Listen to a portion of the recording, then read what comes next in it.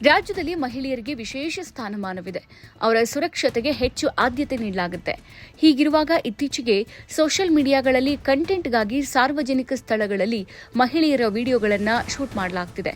ಇದಕ್ಕೆ ಇದೀಗ ಹೈಕೋರ್ಟ್ ಮಹತ್ವದ ತೀರ್ಪು ಕೊಟ್ಟಿದೆ.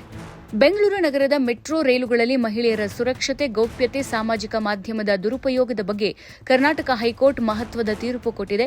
ಮಹಿಳೆಯರನ್ನು ಅವರ ಒಪ್ಪಿಗೆ ಇಲ್ಲದೆ ಚಿತ್ರೀಕರಿಸಿ ಆ ವಿಡಿಯೋಗಳನ್ನು ಸಾಮಾಜಿಕ ಜಾಲತಾಣಗಳಲ್ಲಿ ಹಂಚಿಕೊಳ್ಳುವ ಕೆಲಸ ಕಾನೂನಿನ ದೃಷ್ಟಿಯಲ್ಲಿ ಗಂಭೀರ ಅಪರಾಧ ಅಂತ ನ್ಯಾಯಾಲಯ ಸ್ಪಷ್ಟಪಡಿಸಿದೆ.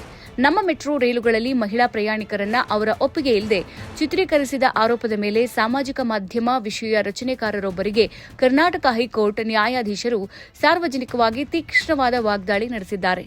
ಲೆಕ್ಕ ಪರಿಶೋಧಕನಾಗಿರುವ ಬಿಕೆ ದಿಗಂತ್ ಎಂಬ ವ್ಯಕ್ತಿ ಇನ್ಸ್ಟಾಗ್ರಾಂ ಮತ್ತು ಟೆಲಿಗ್ರಾಂನಲ್ಲಿ ಮೆಟ್ರೋ ಕ್ಲಿಕ್ಸ್ ಎಂಬ ಹೆಸರಿನ ಖಾತೆಯನ್ನು ತೆರೆದು ಬೆಂಗಳೂರಿನ ಮೆಟ್ರೋ ರೈಲುಗಳಲ್ಲಿ ಪ್ರಯಾಣಿಸುತ್ತಿದ್ದ ಮಹಿಳೆಯರ ವಿಡಿಯೋಗಳನ್ನು ರಹಸ್ಯವಾಗಿ ಚಿತ್ರೀಕರಿಸಿ ಪೋಸ್ಟ್ ಮಾಡುತ್ತಾ ಇದ್ದ ಎಂಬ ಆರೋಪ ಎದುರಿಸ್ತಾ ಇದ್ದಾನೆ. ಈ ಇನ್ಸ್ಟಾಗ್ರಾಂ ಹ್ಯಾಂಡಲ್ಗೆ ಸುಮಾರು 6,000 ಅನುಯಾಯಿಗಳು ಇದ್ರು. ಟೆಲಿಗ್ರಾಂನಲ್ಲಿ ಸುಮಾರು 1,000 ಮಂದಿ ಸದಸ್ಯರು ಸೇರ್ಕೊಂಡಿದ್ದು, ಅಲ್ಲಿ ಆ ವಿಡಿಯೋಗಳ ಕೆಳಗೆ ಮಹಿಳೆಯರ ದೇಹದ ವೈಶಿಷ್ಟ್ಯಗಳ ಬಗ್ಗೆ ಅಸಭ್ಯ, ಅವಮಾನಕಾರಿ ಕಾಮೆಂಟ್ಗಳು ಮಾಡಲಾಗ್ತಿತ್ತು.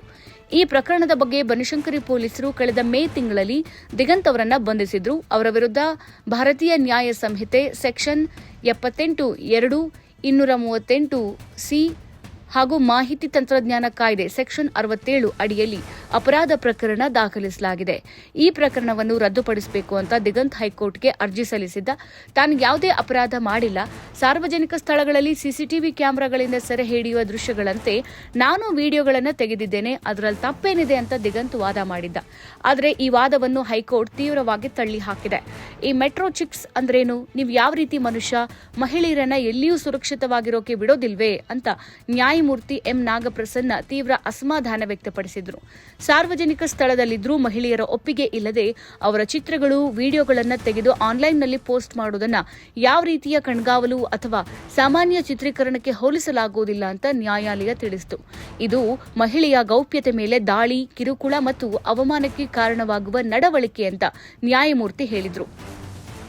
ದಿಗಂತ್ ಪರ ವಕೀಲರು ತಾಂತ್ರಿಕ ಕಾರಣಗಳನ್ನು ಮುಂದಿಟ್ಟು ಪ್ರಕರಣವನ್ನು ಪ್ರಶ್ನಿಸೋಕೆ ಪ್ರಯತ್ನಿಸಿದ್ರು. ತನಿಖಾ ಅಧಿಕಾರಿಗೆ ದೂರುದಾರನಾಗಿದ್ದಾರೆ, ಇದು ಸರಿಯಲ್ಲ ಅಂತ ವಾದಿಸಿದ್ರು. ಆದರೆ ನ್ಯಾಯಾಲಯ ಈ ತಾಂತ್ರಿಕ ವಾದಗಳನ್ನು ಸ್ವೀಕರಿಸಲಿಲ್ಲ.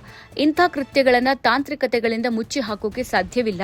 ಇಂಥ ಪ್ರಕರಣಗಳಲ್ಲಿ ತಾಂತ್ರಿಕ ಅಡಗಾಟಕ್ಕೆ ಅವಕಾಶ ಕೊಡಬಾರದು ಅಂತ ನ್ಯಾಯಮೂರ್ತಿ ನಾಗಪ್ರಸನ್ನ ಸ್ಪಷ್ಟವಾಗಿ ಹೇಳಿದರು. ಹೀಗಾಗಿ ಹೈಕೋರ್ಟ್ ದಿಗಂತ್ ಸಲ್ಲಿಸಿದ ಅರ್ಜಿಯನ್ನ ನೇರವಾಗಿ ವಜಾಗೊಳಿಸಿ ಅವರ ವಿರುದ್ಧ ದಾಖಲಾದ ಕ್ರಿಮಿನಲ್ ಪ್ರಕರಣ ಮುಂದುವರಿಬೇಕು ಅಂತ ಆದೇಶಿಸಿದೆ. ಈ ತೀರ್ಪು ಸಾಮಾಜಿಕ ಮಾಧ್ಯಮದ ಹೆಸರಿನಲ್ಲಿ ಮಹಿಳೆಯರ ಗೌಪ್ಯತೆ ಉಲ್ಲಂಘನೆ, ರಹಸ್ಯ ಚಿತ್ರೀಕರಣ, ಕಿರುಕುಳ ಇತ್ಯಾದಿ ಕೃತ್ಯಗಳನ್ನು ಸಮಾಜವು, ಕಾನೂನು ಕೂಡ ಸಹಿಸಿಕೊಳ್ಳೋದಿಲ್ಲ ಅಂತ ಸ್ಪಷ್ಟ ಸಂದೇಶವನ್ನ ನೀಡುತ್ತಾ ಇದೆ. ಮಹಿಳೆಯರ ಸುರಕ್ಷತೆ ಮತ್ತು ಗೌರವವನ್ನು ಕಾಪಾಡೋದು ವ್ಯಕ್ತಿಗಳಿಗೂ ವ್ಯವಸ್ಥೆಗೂ ಸಮಾನ ಜವಾಬ್ದಾರಿ ಅನ್ನೋದನ್ನ ನ್ಯಾಯಾಲಯ ಮತ್ತೆ ಒತ್ತಿ ಹೇಳಿದಂತಾಗಿದೆ.